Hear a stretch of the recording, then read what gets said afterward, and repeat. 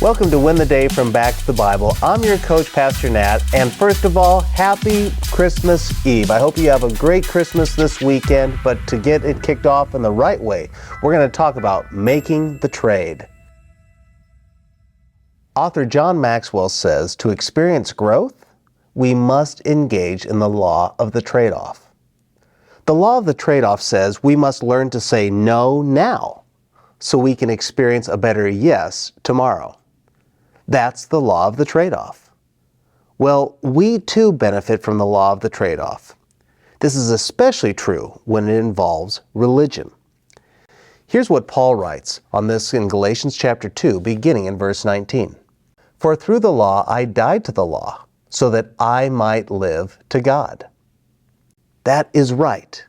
There is the law of the trade-off. You see, he gave up.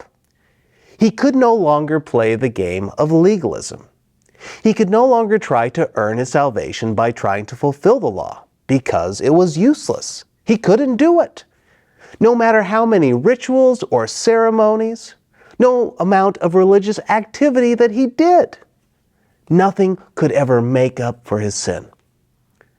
You see, this is the problem with religion. Religion is an endless trap of eternal uncertainty. I mean, how can you ever know if you've done enough to tip the cosmic scales? You can't. That's why Jesus came to earth. It was in order to experience the assurance of salvation and eternity. You must give up that spiritual death prison. That's religion. But I think a lot of us who are saved forget our own hang-ups. You see, we have our own things that we feel like we just can't give up. But Paul continues in verse 20. I have been crucified with Christ. It is no longer I who live, but Christ who lives in me. And the life I now live in the flesh, I live by faith in the Son of God, who loved me and gave himself for me. Do you see it? Paul got it. He was willing to give up the law, which only condemned, because no one could keep it perfectly. Instead, he died to the law so that he might live through Christ.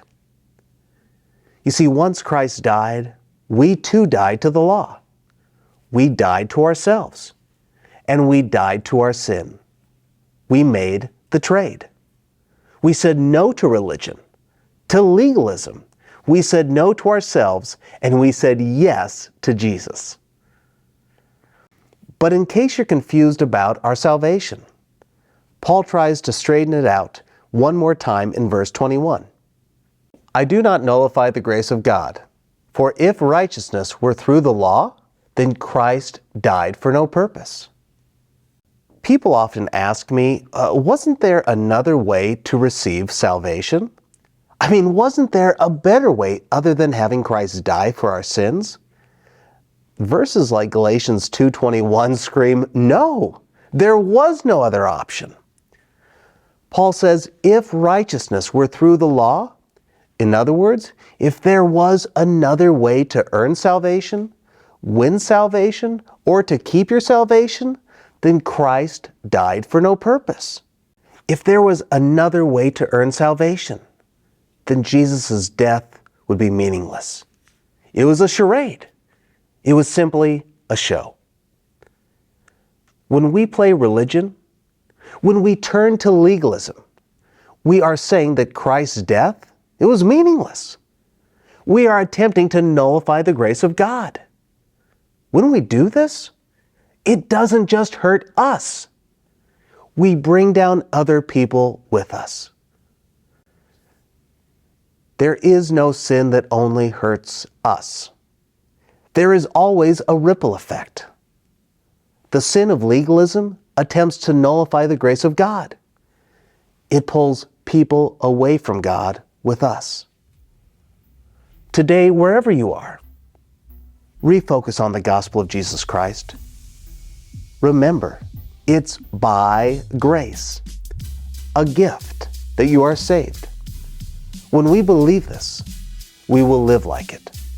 We are free, so let us live freely. That's the power of the law of the trade-off. The question is, will you make the trade?